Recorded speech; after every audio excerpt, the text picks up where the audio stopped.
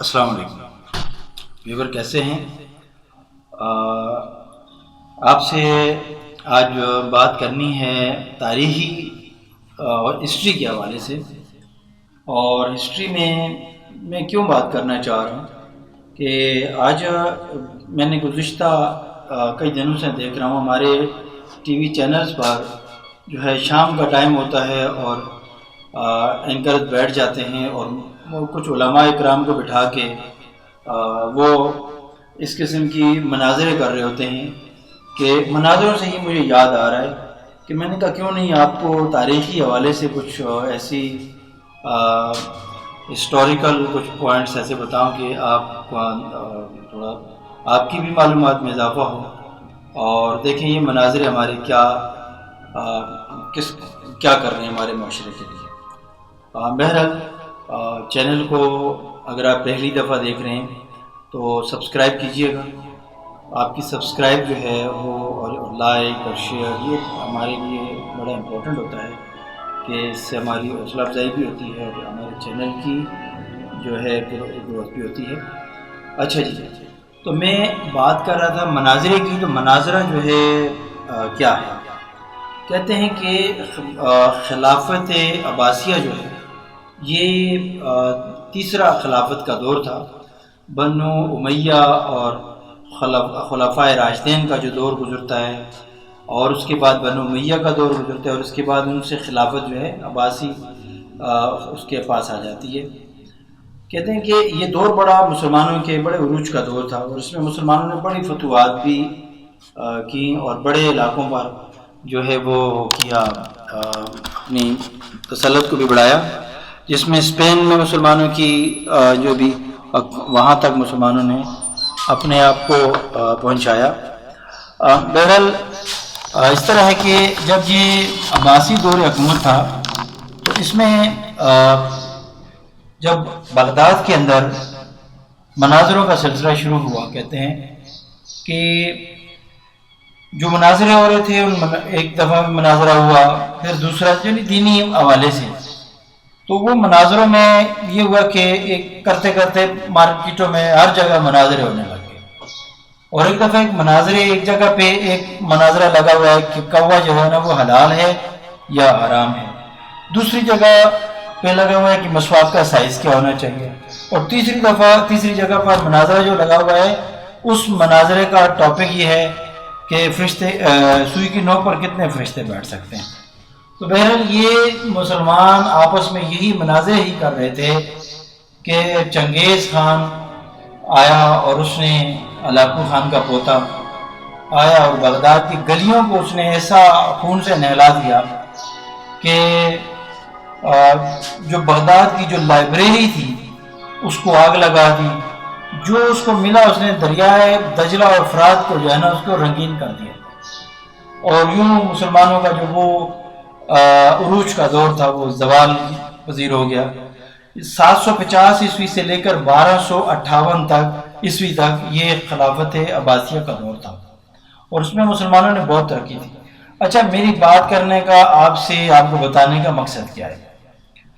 میرا بات کرنے کا مقصد یہ تھا کہ جو آج ہم دیکھ رہے ہیں ہمارے ٹی وی چینلز شو پر، جس طریقے سے ہمیں یہ علماء کرام کو بٹھا کر ان کے ساتھ جس طریقے سے مناظرے کیے جاتے ہیں اور ان کو جس طریقے سے مختلف اس قسم کے مسائل کے اندر الجھایا جاتا ہے، اور پھر ان کے بعد متع کیا ہے، نکاح کیا ہے، یا جو ہے یہ چھوٹی چھوٹی ایسی چیزیں جو اختلافات پیدا کر رہی ہیں ان کے اندر ان کو الجھا کے، اور مختلف جو اس قسم کے ہمارے بچوں کے سامنے یا ہمارے سامنے اس طرح کی وہ پیدا کیے جاتے ہیں کہ تاکہ وہی حال ہو جو عباسی چنگیز خان نے جو ہلاکو کر دیا۔ لیکن آج اگر ہم دیکھیں تو ہم واقعی اسی اس میں دور میں ہیں کہ آپ دیکھیں کہ مسلمان آج کیا کر رہے ہیں، مسلمانوں نے اپنے آپ کو کہاں تک کدھر پہنچا لیا ہے، اور مسلمانوں نے اپنے آپ کو آپ دیکھیں جو بیت المقدس میں ہو رہا ہے وہ کیا ہو رہا ہے، مسلمان نماز پڑھ رہے ہیں اور اسرائیلی فوجی ان کے اوپر جو ہے وہ دستی بموں سے حملہ کر رہے ہیں، اور کس طرح وہ مسلمان اپنی نماز کو بھی قائم رکھ رہے ہیں۔ یہ وہی مسلمان تھے جن کو تاریخ یاد رکھتی ہے، وہی بیت المقدس تھا۔ کس طرح سلطان صلاح الدین ایوبی کا دور تھا، اور اس کے بعد جو ہے نا یہ عثمان امپائر تھی، وہ ایک عروج کا دور تھا۔ لیکن آج وہاں مسلمانوں کو دیکھیں تو کتنی مظلومیت۔ ایک مسلمان سوچ سکتا ہے یہاں ہم بیٹھے ہوئے ہم اپنے دلوں کو چیر سکتے ہیں، ہم ان کے لیے افسوس کر سکتے ہیں، باقی ہمارے پاس ہم کیا کر سکتے ہیں؟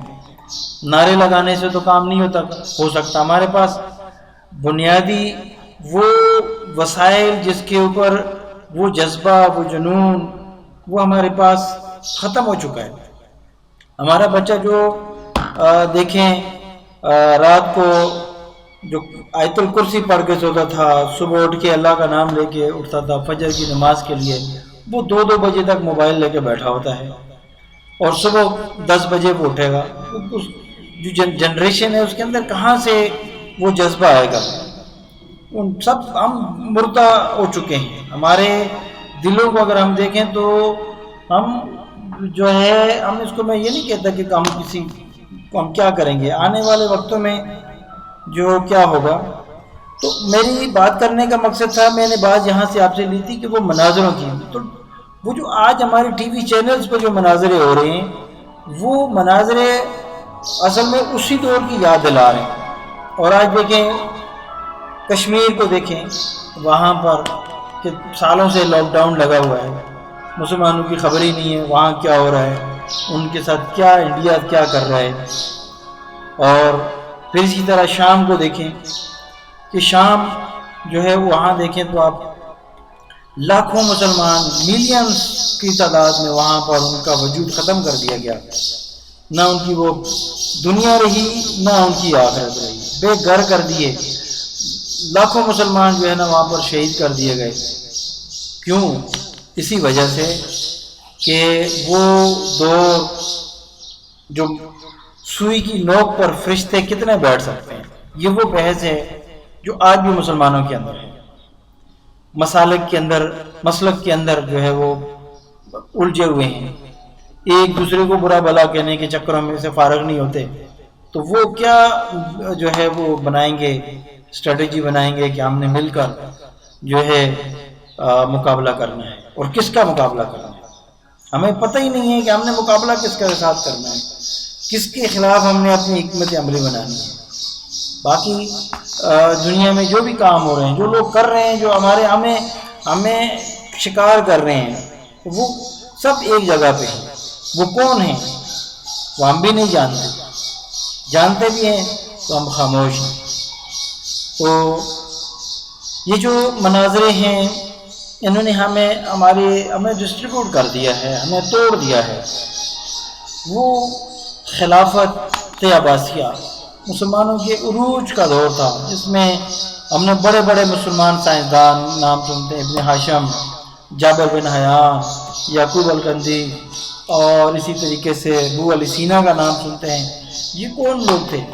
وہ آج جو ہم آئنسٹائن کا نام سنتے ہیں، یا جو جتنے بڑے بڑے سائنٹسٹ کا نام سنتے ہیں، وہ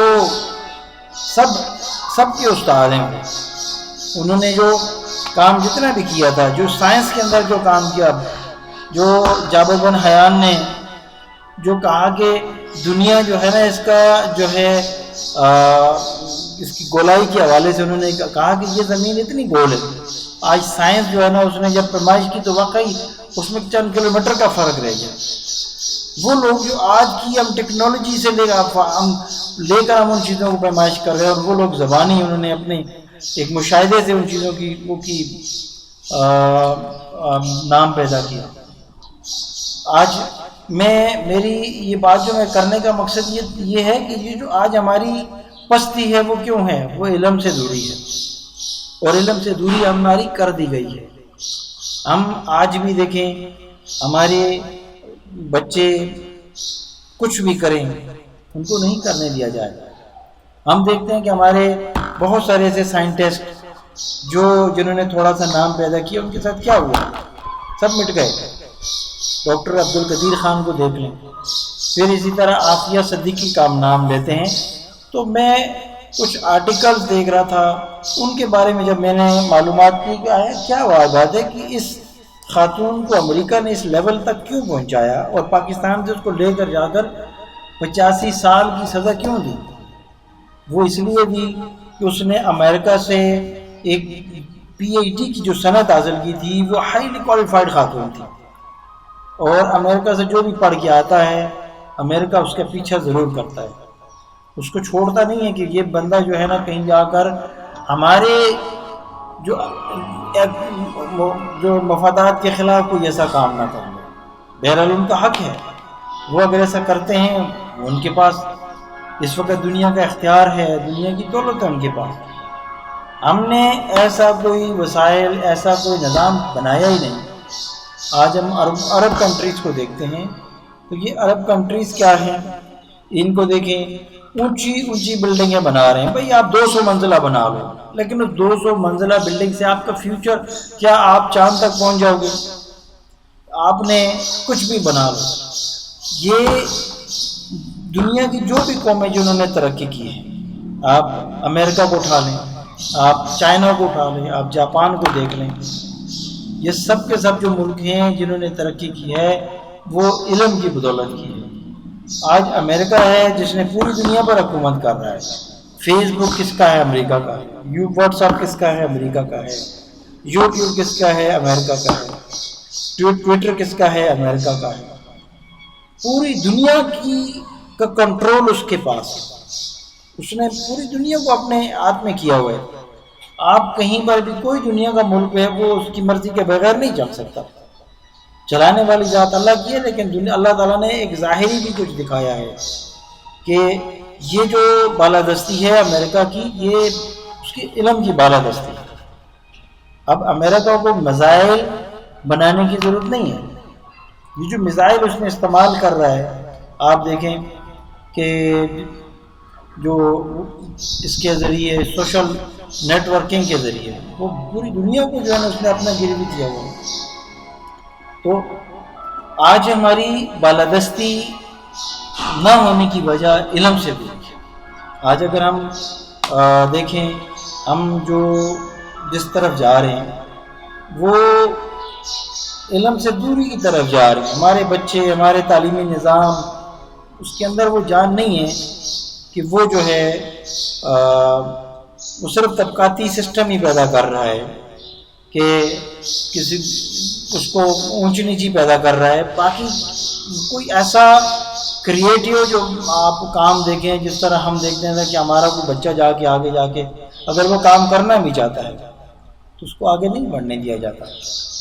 ابھی میں دیکھ رہا تھا کہ کچھ سائنٹسٹ تھے، واٹس ایپ آیا تھا جس کے اوپر مختلف، مصر کا ایک سائنسدان ہے، سعودی عرب کا ہے، یا اور بھی اس طرح کے سائنٹسٹ ہیں۔ تو ان کا انجام کیا ہوا؟ ان کو کہیں نہ کہیں ان کو ختم کر دیا گیا۔ پاکستان کا ایٹمی سائنسدان ہے اپنا ڈاکٹر قدیر خان، عبد القدیر خان جو ہے، پاکستان کو ایٹمی نیوکلیئر پاور اس نے بنایا۔ آج وہ کہاں ہے؟ اس نے بنا تو دیا، لیکن ہم نے اس کو کہاں پہنچا دیا؟ کیا اس کی وہ رسپیکٹ ہم برقرار رکھ سکتے؟ ہم نہیں رکھ سکتے۔ کیوں؟ ہم محتاج ہیں۔ ہم نے اپنی بنیادوں کو ایجوکیشن سے نہیں بڑھا، ہم نے اپنی بنیادوں میں جو چیزیں رکھی ہیں اس سے قومیں بڑی نہیں ہوتی، اونچی نہیں ہوتی۔ آج ہمارے اندر ایسی کون سی برائی ہے جو ہمارے اندر نہیں؟ ہم ناپ تول کے جو ہے مرتکب ہوتے ہیں، وعدہ کرتے ہیں، وعدہ خلافی کرتے ہیں، جھوٹ بولتے ہیں، اور کوئی ایسی وہ نہیں ہے کہ خامی جو ہمارے اندر نہ ہو۔ بہرحال یہ ساری چیزیں جو ہے جب تک ہم اپنے آپ کو اس طرف نہیں لے کے جائیں گے کہ بحیثیت قوم جو چیزیں ہمیں، بحیثیت مسلمان جو ہے ہمیں آگے بڑھنے میں مدد دیں گی۔ اپنا خیال رکھیے گا۔ جو میری باتیں جو میں نے کی ہیں یہ دل کی آواز تھی میری، اور دل کی آواز میں جو باتیں بھی ہوتی ہیں میں کر دیتا ہوں، اور میری کوشش ہے کہ میرے دل کا بوجھ ہلکا ہو، کہ میں جو کہوں وہ ہو جو میرے دل کی آواز ہو، کوئی آرٹیفیشل بات نہیں ہونی چاہیے میرے دل سے، کہ میرے اندر کا انسان جو ہے نا وہ باہر آ جائے۔ اب اس میں بہت ساری باتیں ہیں جو میں کرتا ہوں، میں کوئی پلان نہیں کرتا کہ میں نے آپ سے یہ بات کرنا۔ میری مناظرے کے اوپر میری دل میں کھٹکا آیا، میں نے وہ دیکھا کہ وہ جو ڈاکٹر عامر لیاقت جو ہے وہ جس طریقے سے ایک طرف ایک مسلک کے علماء کو دوسروں کو بتا کر درمیان میں پتھر پھینک کر اس نے جو علماء کو آپس میں لڑوا دیا، تو کیا یہ جو علماء کی آج کی یہ جو مناظرے ہیں یا یہ لڑنا ہے، تو یہ کیا ہماری بربادی نہیں ہے؟ بالکل بربادی ہے، یہ بربادی ہمارا جو ہے اس نے ہمارا دین ہم سے چھین لیا، اور خدا رب اللہ تعالی ہمیں متحد کرے اور ہمارے دین اسلام کو بھی اس کا بھی اللہ تعالیٰ اس کا حامی و ناصر ہو۔ اپنی دعا میں یاد رکھیے گا۔ تھینک یو، اللہ حافظ۔ پاک فوج زندہ باد، پاکستان پائندہ باد۔